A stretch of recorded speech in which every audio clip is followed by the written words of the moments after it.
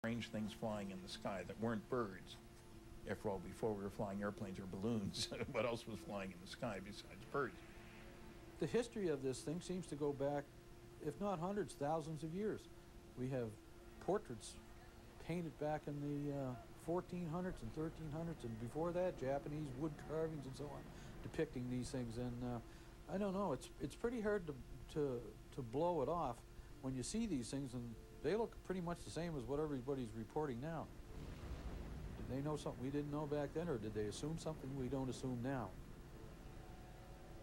Of all the artistic portrayals of what may be UFOs from the pre-1947 era, perhaps the most important can be found in a wood carving of an incident that occurred in 1561 in Nuremberg, Germany.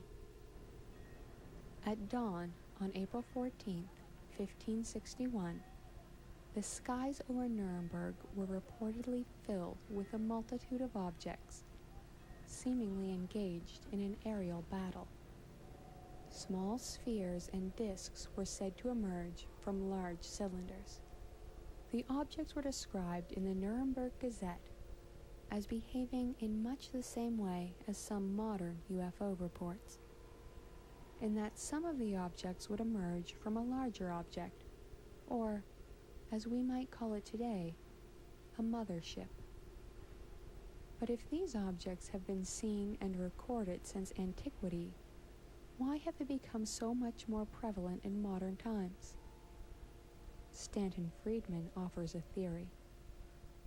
Everybody in the neighborhood is concerned about their own survival and security. That means keeping tabs on the primitives in the neighborhood.